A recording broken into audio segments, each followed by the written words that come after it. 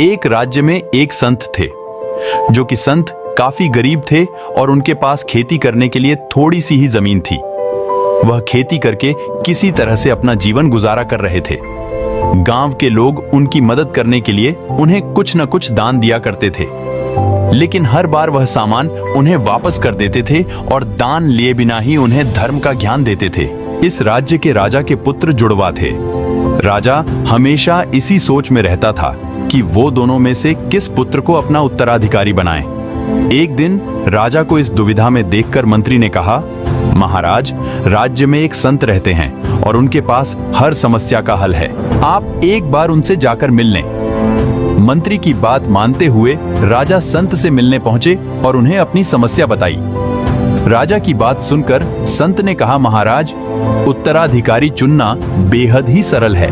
आप अपने उस पुत्र के ऊपर इस राज्य की जिम्मेदारी सौंपें जो मेहनती हो और राज्य की भलाई को सबसे पहले चुने। संत की बात सुनकर राजा की दुविधा दूर हो गई। राजमहल जाकर राजा ने मंत्री से कहा, संत के घर में सोने और चांदी के सिक्के और अन्य तरह की वस्तुएं भेजी जाएं। मंत्री ने सोने चांदी और कई तरह की वस्तुएं भिजवा दी। इतना सारा सामान देखकर संत ने जब मंत्री से पूछा कि ये सब क्या है, तो मंत्री ने बताया कि ये सामान राजा ने भिजवाया है। संत ने सारा सामान वापस राजा के पास भेज दिया और अगले दिन राजमहल आकर राजा से कहा, मैं मेहनत करके धन कमाने में विश्वास रखता हूँ और आपके द्वारा दिया गया ये दान मुझे स्वीकार नहीं है। अपनी मेहनत से कमाए गए धन में जो सुख मिलता है, वो सुख दान में मिले पैसों से हासिल नहीं किया जा सकता है।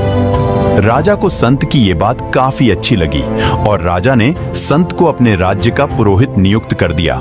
इस कहानी से यह सीख मिलती है कि मेहनत से कमाए गए धन से ही सच्चा आनंद मिलता है, ना कि दान में मिले धन से। और दोस्तों, आप ऐसे ही इंटरेस्ट वाली कहानियां देखने के लिए आप हमारे चैनल को लाइक और सब्सक्राइब कर दीजिए।